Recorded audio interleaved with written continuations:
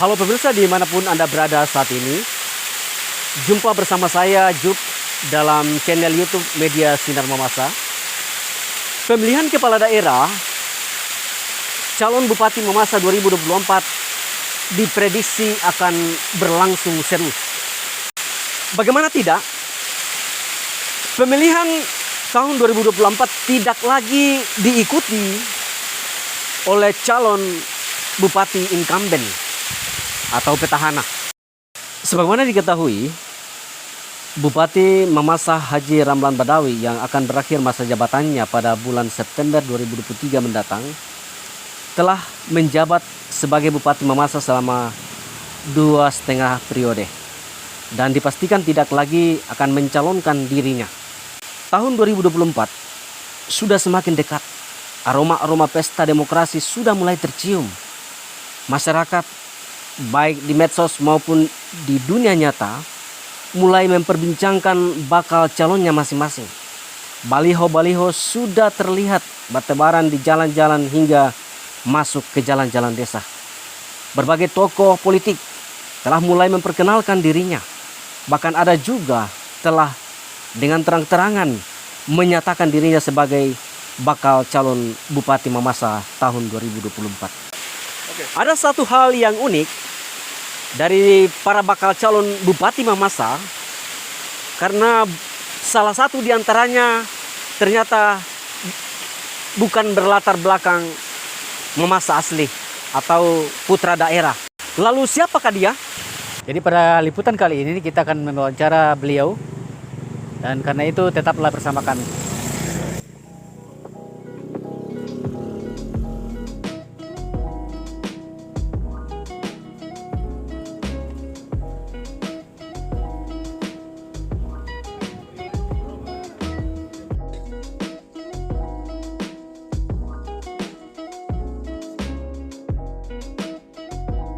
Selamat siang Pak Agus. Selamat siang, bagaimana kabar? Ya baik. Ya. Kami kebetulan dari Media Sinar Mamasa kepengen mau wawancara Bapak terkait mengenai pencalonannya sebagai calon Bupati Mamasa. Oke, baik. Ya. Terima kasih. Ayo silahkan duduk. Pemirsa dimanapun Anda berada, saat ini kami sudah berada di rumah Bapak ABB Agus Butar-Butar. Kita tentu banyak yang belum mengetahui siapa sesungguhnya Bapak ABB ini. Jadi saya itu nama lengkapnya Agus Butar-Butar. Iya. Ya. Kalau saya sendiri dilahirkan di Pangkajene, Tonasa 1, Sulawesi Selatan tahun 1965. 65 Pak ya. Ya. Saya tamat dari SD negeri di Jakarta. Saya tamat SMP negeri di Jakarta. Saya tamat SMA negeri di Jakarta. Saya tamat universitas di Jakarta. Dan saya juga tamat dari Peradi di Jakarta. Dan saya seorang pengacara dan konsultan hukum. Dan pada saat ini saya juga mempunyai perusahaan dan kantor pengacara di Jakarta, di Sorong, Papua, dan di Singapura. Dan saya beristri namanya Junia dan kami punya anak 8. Ya, ada yang di Amerika, ada juga yang di Singapura, ada juga yang di Jakarta. Kami berdua itu hari-harinya memang antara Jakarta, Papua, Singapura, dan Mamasa. Jadi bolak-balik begitu Pak ya? Ya, jadi saya bolak-balik sampai saya di Mamasa itu membeli aset untuk tempat tinggal pada tahun 2019. Bisa datang di Mamasa waktu pada tahun 2019 saya diundang sama salah satu orang pendeta di wilayah 2 untuk khotbah di gereja. Ya. Dari situlah kami berangkat khotbah di seluruh Mamasa, di semua dominasi gereja. Ya. Nah, dari situlah kami bisa melihat dan bisa mengenal baik karakter, baik juga kehidupan mereka sehari-hari, baik juga penyesalan-penyesalan mereka yang terjadi di Mamasa selama kurang lebih 15 tahun. Jadi pertama sekali itu diundang oleh seorang pendeta untuk Khotbah di khotbah di gereja. gerejanya, Pak. Ya. Jadi kisahnya mulai dari situ, Awal mulanya kami masuk ke Mamasa karena ada undangan. undangan itu. Undangan. Lalu bagaimana konsep berpikir Bapak ketika pada saat pertama sekali melihat Mamasa itu seperti apa dalam bayangan Bapak pada saat itu? Saya perkirakan Mamasa ini pada saat itu baik dan bagus. Iya. Ternyata setelah saya berjalan hari demi hari, kecamatan demi kecamatan, ternyata berbeda dari yang saya perkirakan. Dari situlah saya berangkat untuk memutuskan maju untuk calon bupati Kabupaten Mamasa itu tahun 2020. Tahun 2020. Tahun 2020 Iya, tahun 2020. Dorongan itu seperti apa dorongan sampai Bapak kepengen mau jadi 01-nya Mamasa? Kenapa saya ingin menjadi calon 01 Bupati Mamasa? Karena saya melihat perkembangan daripada Mamasa ini jauh dari harapan yang saya lihat. Baik itu kabupatennya secara menyeluruh, apalagi dari ekonominya maupun gereja-gerejanya saya lihat juga begitu. Karena keterbelakangan, makanya saya putuskan saya maju untuk bisa berubah di masa depan. Jadi lewat kepemimpinan yang Bapak lakukan, kemudian ketika bisa terpilih, Bapak komitmen untuk melakukan perubahan di Mamasa begitu? Kalau perubahan di Mamasa itu pasti. Karena begini, kenapa saya bilang pasti? Kalau saya cari uang di Mamasa itu tidak ada uangnya. Tidak ada, selama 4 tahun lebih tidak ada.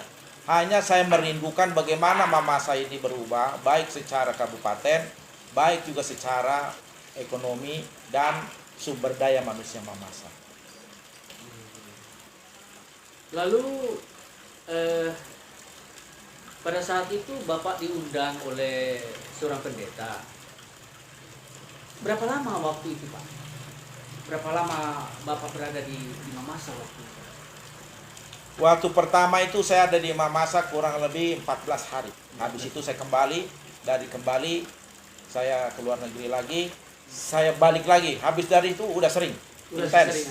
Tapi sepanjang ketika pulang dari Mamasa itu bayangan-bayangan berpikir Bapak tentang bagaimana membuat konsep di Mamasa itu selalu ada di dalam benak Bapak pada saat itu. Jadi setelah saya pulang dari Mamasa pertama, itu yang ada di pikiran saya kasihan melihat Mamasa. Kasihan melihat Mamasa. Jadi saya tekankan di sini kasihan melihat Mamasa. Iya, kasihan melihat Mamasa. Jadi pada saat di luar negeri itu kemudian itu yang ada di pikiran saya. pikiran. Saya pikir begini, kasihan sekali saudara-saudara saya di sana susah, tidak berkembang. Padahal ini Kabupaten Mamasa ini apa yang tidak bisa di sini? Satu itu kan jelas-jelas daerah pegunungan, udaranya dingin, itu kan destinasi pariwisata harus ada. Belum lagi perikanan, sungainya banyak, pertanian juga begitu. Jadi saya lihat ada yang memang benar salah.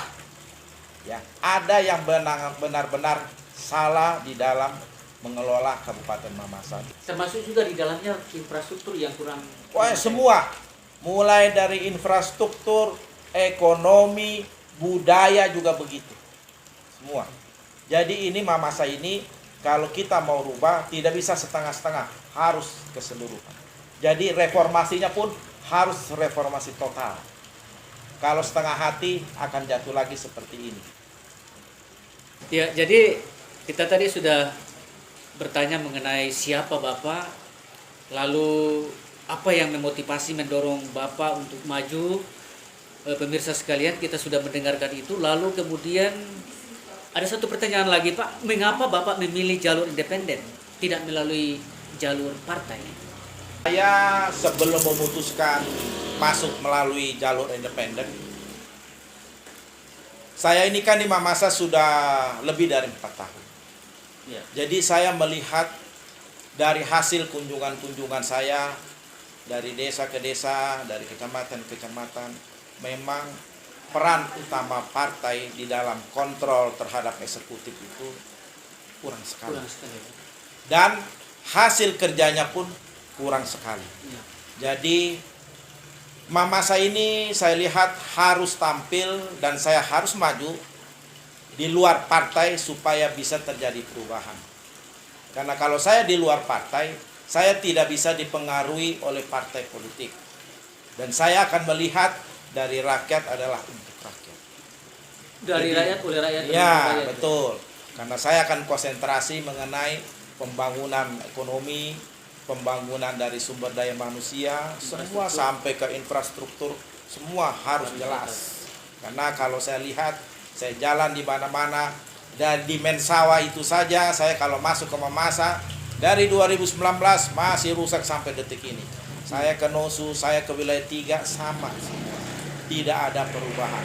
Padahal namanya eksekutif itu kan ada namanya rencana kerja, rencana anggaran tahunan. Tapi saya tidak tahu bagaimana, apa tidak jalan, atau tapi yang jelas hasilnya tidak memuaskan atau dikatakan tidak terlihat. Jadi dengan demikian berarti Bapak mengharapkan pembangunan di Mamasa itu harus berangkat dari rakyat, oleh rakyat, dan untuk rakyat. Begitu Pak ya? Dan pasti dan harus begitu. Karena tadi kalau misalnya pakai partai otomatis terikat dengan partai atau seperti bagaimana Pak? Kalau kita masuk dari partai untuk suatu kabupaten seperti yang sedang drop seperti ini, kemungkinan mustahil. Karena begini, kalau partai itu kan banyak aturan struktural dari kepartaian, yang dari atas sampai ke bawah. Belum lagi di samping-sampingnya. Kapan kita mau membangun Mamasa kalau kita hanya mengurus partai? Itu intinya itu aja. Jadi supaya ini bisa terbangun harus dari independen. Lain kecuali suatu saat ini Mamasa sudah bagus, oke, kita boleh masuk dari partai. Tapi khusus kali ini sebaiknya dan seharusnya dari independen. Itu berarti sistem dulu yang mau diperbaiki Pak. Jadi begini, Ya. di Mamasa ini kalau kita mau berangkat pembenahan, kita harus duduk sama-sama merancang yang namanya rencana kerja dan anggaran dari semua kecamatan. Dimulai dari bawah Pak. Iya, dari semua kecamatan. Itu nanti dinas-dinasnya di dalam membuat rencana kerja dan anggaran, itu semua namanya kecamatan harus ada di depan muka dia. Dia tanya, masalahnya apa? Jalan keluarnya apa? Dan mau bagaimana? Baru itu namanya dinas bisa membuat rencana kerja dan anggaran. Berdasarkan Berdasarkan kondisi dan keadaan di setiap kecamatan. Jangan seorang namanya kepala dinas itu membuat rencana dan anggaran itu dia tidak tahu Kondisi. itu di kondisi di masing-masing kecamatan apa sih yang diperlukan di sana, apa uang atau usaha atau memang anak sekolah atau dan lain-lain. Jadi memang harus kalau kita bikin rencana kerja itu sama anggaran, kita harus kumpulkan dulu itu semua kecamatan. Jadi bukan semata-mata di konsep itu dari atas, tetapi konsepnya itu dari Harus bawah. dari bawah. Tidak bisa kita kalau membuat rencana kerja dan anggaran, bagaimana kita mau membuat kalau memang kita tidak tahu apa yang kita mau rencanakan dan anggaran. Kan kita harus tahu. Baru kita bisa buat planningnya. Iya. Oke Pak, kita masuk ke dalam, tentu banyak pemirsa juga yang kepengen mengetahui apa sih misi dan visi daripada Bapak Agus Butar-Butar. Saya gabungkan saja ya, karena kalau kita rinci, banyak sekali. Jadi yang jelas, Mamasa ini harus berubah dari semua sektor. Ada kami punya organisasi namanya Mamasa Bangkit Maju. Itulah yang mengakomodir semua pengurus dan nanti di wilayah 1, wilayah 2, wilayah 3. Mempermudah, karena kan tidak mungkin saya seorang diri untuk membangun Mamasa. Ini kan harus ada kerjasama antara saya dan rakyat Mamasa. Tidak bisa sendiri. Ya. Jadi kalau visi misi, situ yang sudah pasti, kita akan bergerak dulu, melihat dulu waktu pertama Mamasa ini pecah dari Polmas. Nah, itu salah satu di dalamnya, itu kan ada namanya destinasi pariwisata. Kenapa itu tidak dibikin? Kenapa itu tidak dibangun? Itulah salahnya yang memimpin. Ya. Padahal itu jelas-jelas. Kalau itu benar-benar dibangun dengan suatu sistem yang baik, mulai dari infrastruktur, parkir, loket, restoran, dan jual souvenir di dalam, itu pasti bisa jadi ada namanya PAD, pendapatan daerah. Itu baru pendapatan daerah, belum lagi masyarakat atau rakyat Mamasa bisa ada penghasilan, umpamanya jual souvenir, ya, sehingga nanti setiap pengunjung bisa membeli souvenirnya Mamasa. Belum lagi yang ketiganya, dengan adanya kita bangun ini namanya para wisata, kita itu bisa menjual, bisa menawarkan ke dunia internasional untuk orang berkunjung ke Mamasa. Ya. Menarik turis. Menarik turis ini pun untungnya ada. Satu, dia bisa untung pendapatan daerah. Yang satu lagi, dia juga bisa untung masyarakatnya, ekonominya meningkat dengan satu, menjual souvenir dan makanan. Itu baru satu. Belum yang lain-lain. Contohnya, kita punya sungai, airnya kencang dan bunyinya aja berisik. Kenapa ini saya lihat di Mamasa ini, tidak ada orang itu yang punya tambak terpal biru satu rumah itu 5 atau 10, seperti di Jawa. Padahal dengan begitu, dia kan bisa mengurangi Pak Gandeng datang ke sini. Lewat memelihara ikan begitu Pak ya? Ya, satu, dia bisa memelihara ikan rakyat Mamasa yang didukung dengan sungai yang bagus. Ya. Kedua, kondisi alam Mamasa ini kan alam yang dingin. Kalau kita di Jawa itu ada namanya di area Garut, Jawa Barat. Itu kalau udara dingin, itu buat pertanian bagus. Mau sayur apa aja bisa. Mau wortel, tomat, cabai. Bisa. Sayur semua. Nah, sekarang buat apa itu Pak Gandeng datang ke sini? Ya, ya. Harusnya kita sebagai pemimpin Mamasa itu memikirkan ekonomi ini bergerak, bagaimana? Ya gitu, dianggarkan dan direncana kerjakan, dibuat Ya. rencananya. Nah, dinas ini kan tugasnya kan nanti memberi pengarahan, memberi penyuluhan, ya, membantu apa yang bisa dia bantu. Contohnya setelah berhasil bagaimana menyalurkan, Ya. kan begitu. Tapi ini semua saya lihat Belum berjalan di Mamasa. tidak berjalan. Ya itulah sebagian, dan ada lagi yang paling penting bagi saya untuk Mamasa. Ini perlu diperhatikan baik-baik, bahwa nanti setelah kami menang, tidak ada lagi orang yang mau jadi kepala puskesmas, kepala sekolah, camat atau kepala bidang, kepala dinas bayar-membayar. Ya. Kami akan angkat rakyat Mamasa yang mempunyai kualitas menjadi pimpinan Mamasa.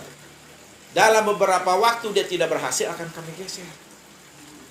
Jadi prinsip bahwa pembangunan di Mamasa itu harus berjalan dengan baik. Ya, Dengan- dia harus berjalan dengan baik, dengan catatan kepala-kepala dinas ini yang membantu bupati itu memang harus orang yang berkualitas. Kualitas. Bagaimana tidak bisa hancur kalau modelnya tipenya ya bayar membayar? Ya, ya, ya. Tidak mungkin.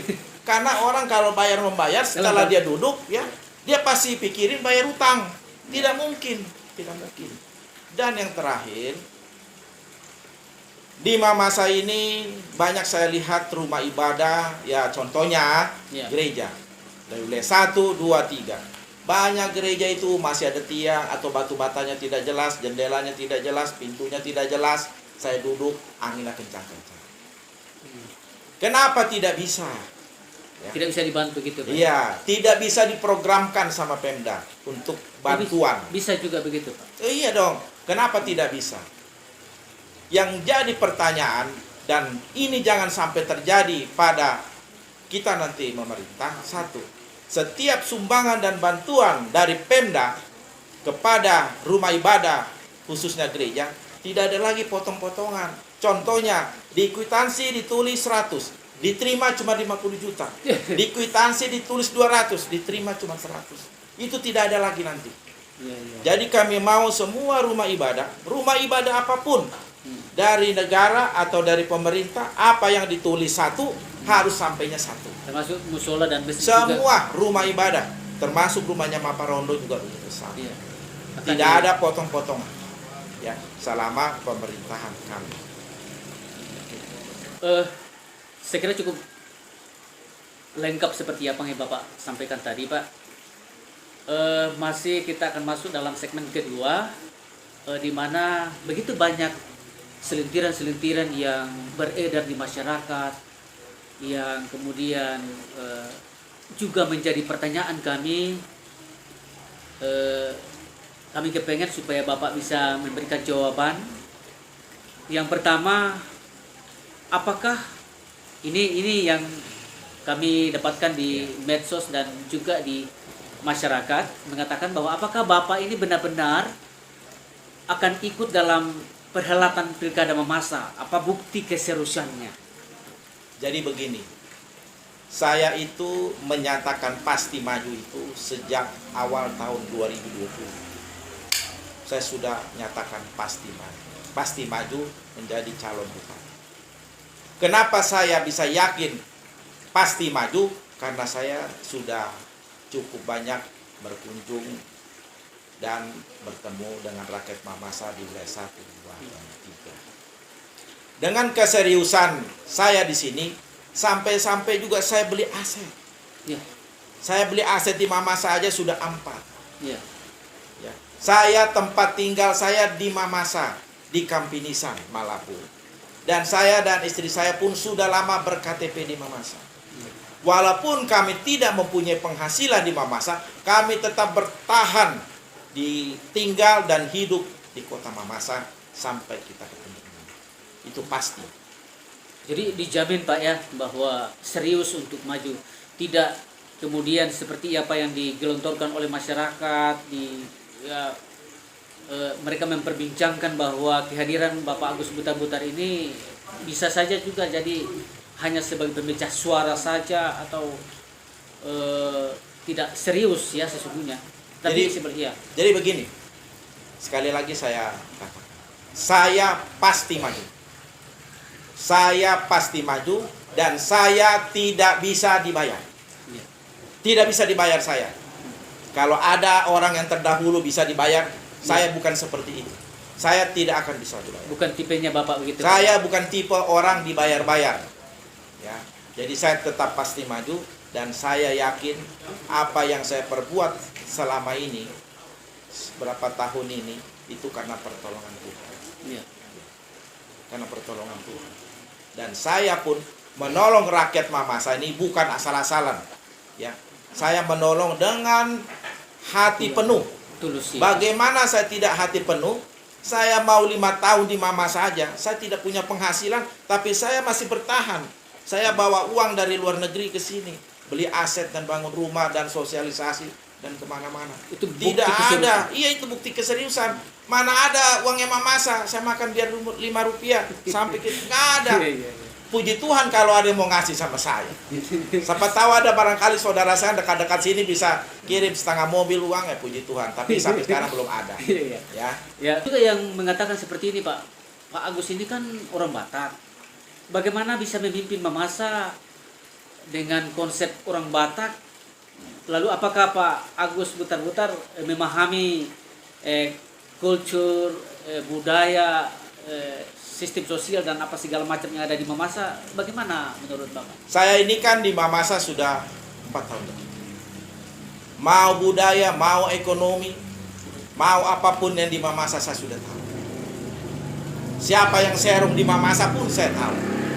Jadi istilah kata, saya ini di Mamasa belum tentu saya lebih rendah pengetahuannya mengenai Mamasa daripada orang Mamasa asli. Justru mungkin banyak orang Mamasa yang belum mengetahui. Iya, karena saya ini sudah jalan di 17 kecamatan 100 desa lebih. Ya. Jadi belum tentu saya itu ya kalah dengan orang Mamasa kalau mengetahui Mamasanya sendiri. Terus mengenai budaya, ya budaya itu orang Batak sama Mamasa itu tidak beda-beda jauh, ya. Tidak beda-beda jauh karena kita ini antara Mamasa dan Tapanuli, walaupun saya lahirnya di Makassar, itu hampir sama. Daerah-daerah pegunungan, daerah-daerah udara dingin, daerah-daerah kabupaten, daerah-daerah yang mayoritasnya Protestan, daerah yang makanannya juga sama. Hanya kalau di Tapanuli, itu adat budayanya itu udah paten. Tidak bisa dirubah-rubah sembarang orang. Saya datang di Mamasa pun, salah satu yang mendorong saya, salah satu di antara sekian banyak adalah bagaimana ini budaya, adat budaya Mamasa ini jangan tenggelam, jangan bergeser, Tapi jangan dijaga. hilang. Harus bagaimana bisa paten, karena begini, kalau saya pergi ke luar negeri, orang tidak tanya sama saya, Bapak asal dari daerah mana? Tidak. Orang akan bertanya begini, Pak Gus tinggalnya di mana? Ya, Iya. nggak mungkin saya bilang Saya di di Kapanuli padahal saya di Mamasa kan. Iya, iya. Saya pasti bilang di Mamasa. Tapi apa yang ada di Mamasa, itulah yang kadang-kadang saya takut menjelaskan. Hanya kadang-kadang, ya saya akan jelaskan semampu saya. Saya mau ini, adat budaya Mamasa ini jangan bergeser. Jangan hilang. Walaupun saya bukan orang Mamasa, saya mau identitas adat budaya Mamasa ini baku. Yang bisa, yang bikin ini semua jadi kacau adalah orang Mamasa sendiri. Orang Mamasa sendiri. Tanpa Orang dia sadari, Mamasa, Pak. saya kan tidak bisa dibohongi.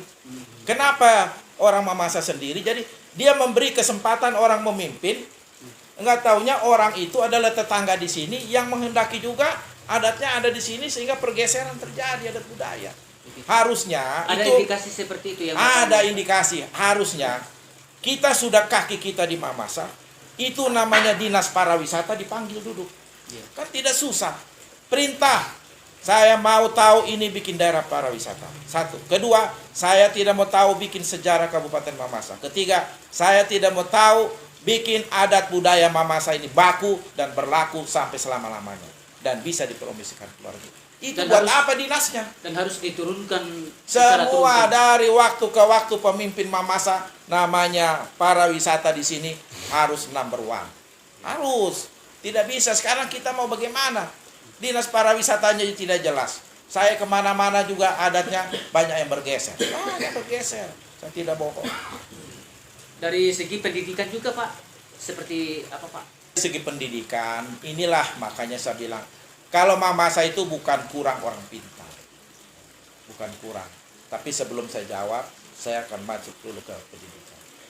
Di Mamasa ini pendidikan harus ditingkatkan. Dan di Mamasa ini harus ada sekolah unggulan dan harus ada universitas. Universitas itu macam cara.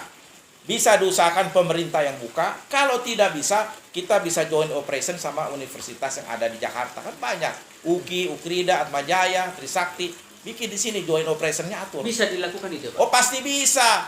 Sekarang yang jadi persoalan adalah tidak ada niat pemimpin Mamasa untuk membangun universitas di Mengembangkan Mamasa. itu, Pak, ya? Iya, karena sumber daya Mamasa ini bukan orang yang tidak pintar-pintar. Hanya karena keadaan di sini begini dia pada lari. Sekolahnya di luar Mamasa, cari makan juga di Pindrang, Parepare dan lain-lain. Karena memang di Mamasa ini dia pikir mati.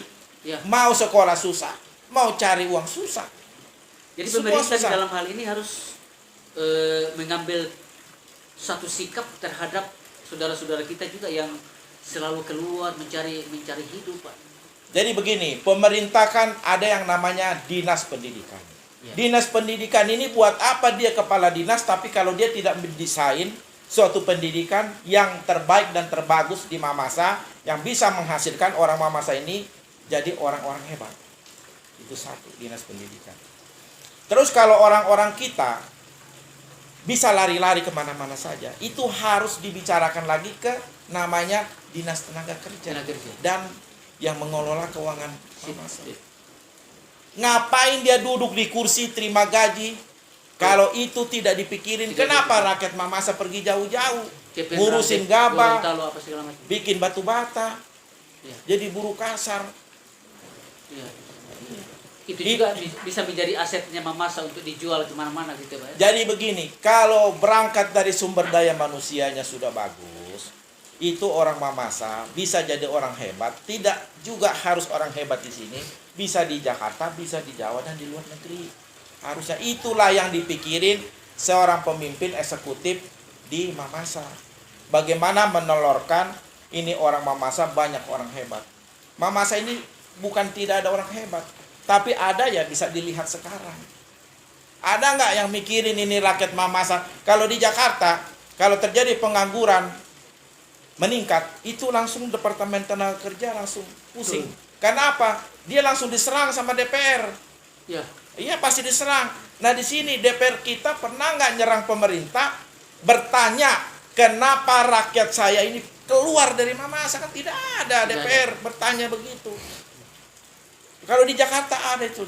Makanya kalau di Jakarta, Departemen Tenaga Kerja ya memang harus pikirin. Kenapa ini ekonomi turun? Ini pada kemana semua? Saya kira tadi sudah mulai dari pertama kita bertanya dan itu sangat lengkap sekali. Masih ada satu yang perlu kita minta jawaban dari Bapak terkait mengenai kondisi Mamasa sekarang ini yang kita tahu itu mengalami defisit kurang lebih 200 miliar. Itu seperti apa tanggapan Bapak dan bagaimana mengatasi kemudian ketika misalnya nanti masyarakat Mamasa memilih Bapak? Baik, mengenai defisit. Kita berangkat dari pembentukan Kabupaten Mamasa. Waktu zaman Bupati pertama itu Ya. tidak ada defisit. Sesungguhnya tidak ada defisit. Memang tidak ada. Jadi tidak benar. Saya tidak bisa dibohongin itu. Jangan sampai ada orang Mamasa bilang dari Bupati pertama itu ada defisit, tidak ada. Jadi Saya tidak, sudah cek. tidak tidak benar ada. ada yang namanya defisit anggaran gitu. Jadi begini, defisit itu pada zaman Bupati pertama itu Ya. tidak ada. Itu adanya setelah Bupati pertama. Yang menjadi persoalan adalah kenapa itu terjadi defisit. Itu menjadi pertanyaan besar. Ya? Oh, itu yang menjadi pertanyaan besar dan harus diperiksa dan kalau tidak benar harus ditangkap. Oh iya dong. Begitu Pak. Ya? Ya, kenapa dibikin terjadi defisit? Kenapa? Jadi gitu?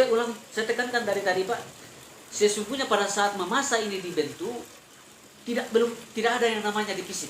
Waktu Bupati pertama tidak ada defisit. Saya tahu, tidak ada. Setelah dia berganti baru terjadi. Nah, begini, ada cerita. Iya. Ini nanti terserah mau KPK mau periksa atau mau siapa. Yang jadi pertanyaan bagi saya, kenapa dibikin APBD kita itu tinggi? Kenapa? Tujuannya apa dan maksudnya apa? Dibikin tinggi APBD. Yang diposting gini salah. Kenapa PAD Mamasa dibikin tinggi? PAD. PAD ya. Ya, PAD dibikin tinggi yang diposting di APBD. Maksud tujuannya apa? Gitu loh. Padahal jelas-jelas PAD Mamasa itu tidak ada. Sedikit. Lihatlah Bupati pertama, PAD-nya. Kan sedikit. Sekarang tidak ada. Paling PAD itu air yang dibikin listrik. Dan pasar sedikit-sedikit. Nggak ada. Ini menurut analisa saya. Terjadi defisit karena PAD dibikin tinggi, dimasukkan ke APBD. Nah, disitulah mereka ada suatu, ya bisa dibilang bermain, bisa tidak, tapi memang harus diperiksa. Tidak mungkin terjadi defisit kalau memang PAD itu bisa seimbang. Itu aja intinya. Jadi ada anggota dewan contohnya mengatakan itu tidak, apalagi itu memang udah kesalahan lama katanya pemimpin Mamasa dan ada bilang itu biasa. Tapi kalau menurut ahli akuntansi, accounting public, tidak bisa terjadi selisih biar Rp5. Harus dicari kenapa dan kemana. Ini ada unsur sengaja atau tidak sengaja. Kalau ada unsur kesengaja, ya harus ditangkap dan dikejar. Tapi menurut saya, defisit ini terjadi karena unsur kesengajaan. Bisa dibuktikan setelah internal auditor periksa selama 15 tahun 3 periode. Diperiksa. Itu aja. Jadi menjadi sebuah pertanyaan besar ya, ketika terjadi defisit yang akhir-akhir ini terjadi di Mamasa. Suatu pertanyaan besar yang seharusnya seperti yang Bapak katakan tadi, itu perlu di audit begitu Pak. Kalau kami setelah menang, cara mengatasi bagaimana ini isu yang namanya defisit. Isu. Saya kan belum tahu itu dari mana, bagaimana itu defisit. Tapi isu yang memang benar lagi ngetren. Setelah kita menang, kita bisa bayar namanya internal auditor dari Jakarta supaya diperiksa itu APBD selama 15 tahun. Dan disitulah hasil pemeriksaannya diserahkan kepada KPK untuk diproses. Karena kalau sudah terjadi defisit berarti sudah terjadi kesalahan. Ada kesalahan terjadi. Pasti ada kesalahan pengelolaan. Pasti, tidak mungkin. Jadi kalau saya tekankan tadi, kalau terjadi defisit berarti ada sesuatu yang salah. Ya memang ada yang salah. Tidak mungkin tidak salah. pasti ada yang salah. Oh, gitu. Kalau mau tahu dia sebenarnya ada salah, ya itu tadi kita undang, kita bayar internal auditor untuk periksa itu APBD Mamasa 15 tahun. Ya. Kenapa bisa terjadi defisit? Tidak bisa itu Pak kalau ada namanya defisit. Nggak bisa. Jelas-jelas pasti ada sesuatu yang Ada yang salah. Dan salah ini kan bisa disengaja atau tidak tergantung nanti hasil pemeriksaan. Tapi menurut saya itu kesalahan. Ya, tadi sudah sekira dari setiap pertanyaan-pertanyaan yang kita sudah sampaikan kepada Pak Agus sudah cukup jelas dan dipahami oleh kita semua dan termasuk juga kepada pemirsa sekalian dimanapun Anda berada. Untuk satu lagi pertanyaan sebagai closing statement, kita minta Pak Agus Buta-Buta bisa memberikan closing statementnya. Closing statement saya, kalau mengenai defisit itu tetap harus diperiksa. Tetap harus diperiksa. Kenapa bisa terjadi defisit? Harus diperiksa APBD-nya. Diperiksa dengan kita umpamanya membayar internal auditor dari Jakarta yang benar-benar ahli ya mempelajari kenapa terjadi defisit. Dan setelah diperiksa terdapat pelanggaran, ada unsur kesengajaan, bisa kita langsung minta Mabes Polri, Kejaksaan, KPK melakukan pemeriksaan dan penangkapan. Itu jalan keluar. Begitu, Pak. Supaya Mamasa ini sehat dan di kemudian hari siapapun yang memimpin Mamasa ini bisa berjalan dan jangan sampai berjalan dengan semau-maunya atau berjalan dengan banyak unsur kesengajaan, kesalahan. Nah, ini buat pelajaran. Defisit di Mamasa itu pelajaran. Karena ini perbuatan orang. Ya. Ya, perbuatan orang. Kalau saya berharap untuk berikutnya Mamasa ini, mari kita berjuang bersama-sama. Kita berangkat dengan pilkada yang bebas bayar-membayar. Ya. Sekali lagi saya bicarakan. Ya. Kalau kita membayar, itu sudah pasti banyak kita pakai uang pinjam. Ya. Setelah kita duduk, kita yang ada di kepala kita itu adalah membayar uang itu. Membayar utang. Dari mana kita membayar? Tidak mungkin gaji kita ini kita buat bayar utang. Gaji kita ini kan buat anak istri. Bagaimana membayar utang? Ya dengan jalan satu-satunya ya melakukan korupsi atau pengakal-akalan anggaran. Jadi sistem politik kita yang selama ini terjadi ketika pemilihan itu dilakukan, apalagi yang namanya membayar itu bagian dari membuka keran untuk para pemimpin ini bisa menjadi korupsi di kemudian hari, begitu ya Pak? Jadi begini, kalau kita sudah main bayar-membayar, itu adalah cerita bohong orang tidak melakukan korupsi. Cerita bohong. Cerita bohong. Cerita bohong. Pasti dia melakukan korupsi. Karena dia kan harus bayar utang. Kalau dia tidak bayar utang, dia pinjam sama orang itu, kalau dia tidak bayar kan bisa dilaporkan penipuan dan penggelapan. Iya, iya. Dia pasti membayar. Bagaimana cara membayar? Ya, dia dilihat duduknya, bangkunya di mana. Ya pasti itu tidak mungkin. Nah, bagaimana untuk menghindari begitu? Janganlah kita menjadi pemimpin atau penguasa tertinggi sampai penguasa terendah bayar-membayar. Pasti taruhan. Saya tidak bisa dibohongi dengan umur 60 tahun, pasti. Dan saya juga tahu kemarin pemilihan desa, ada beberapa orang teman saya datang ke sini pinjam uang, mau gadain sertifikat saya tahu. Dan ada juga teman saya sampai jual rumah dan tanahnya untuk bayar-membayar, tetap kalah. Tetap kalah. Jadi kita kalau mau membangun, janganlah kita bayar-membayar. Kalau mau membangun, ya. Tapi kalau mau menghancur, ya oke-oke saja. Jadi, kalau Mamasa ini mau hancur. Jadi dengan demikian, Bapak berharap supaya dalam pemilihan kepala daerah ke depan, seperti apa Pak? Pemilihan kepala daerah ke depan ini harus benar-benar berjalan sesuai dengan apa yang kita keluarkan dari mulut kita. Janganlah kita menebarkan janji-janji bohong yang tidak bisa dilaksanakan. Janji bohong ini banyak cara mempengaruhi. Ya, ini kan kalau kita kampanye kan mempengaruhi rakyat. Ya. Bisa kita pengaruhi karena uang, dan plus-plusnya kita berjanji. Ya. Ini dua ini yang berbahaya. Jadi jangan lagi bodoh-bodohi rakyat. Istilah kata kasarnya katanya orang rakyat biasa, jangan bodohi-bodohi rakyat. Jangan. Mari kasihan. memilih dengan hati yang Nah. tulus ya. Pilihlah pimpinan kalian dari atas sampai ke bawah karena penglihatan mata dan hati. Karena penglihatan mata dan hati. Mata dan hati itu intinya tidak bisa dibayar. Ya. Tapi karena orang memaksakan untuk dibayar, suka tidak suka, rakyat itu kadang-kadang terima juga. Tapi mudah-mudahan di Kabupaten Mamasa ini sudah seperti di Jakarta. Pemilih cerdas. Ya. Dia mau terima uangnya, tapi dia tidak mau pilih. Kata istilah begini, mari kita sama-sama memiskinkan orang yang membayar. Ya. Itu istilahnya. Oke. Oke, baik. Ya, kita tadi sudah mendengarkan paparan yang disampaikan oleh salah seorang calon 01 Mamasa, yaitu Pak Agus Butar-Butar, dan sudah sangat jelas apa yang dipaparkan oleh beliau. Harapannya, terutama di poin harapannya, di closing statement beliau mengatakan bahwa mari rakyat Mamasa kita memilih dengan tulus, dengan menghindari sistem bayar-membayar.